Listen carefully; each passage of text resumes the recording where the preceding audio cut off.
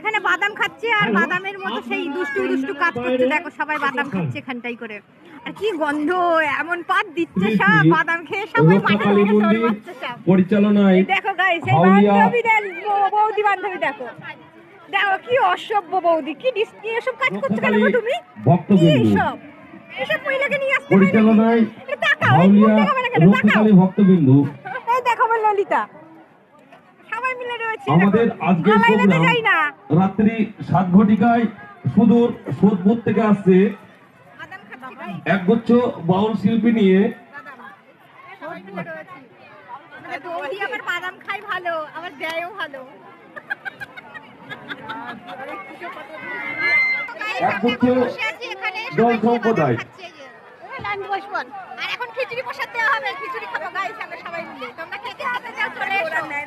আমাদের সেই বিশ্বজিৎ সরকার আমাদের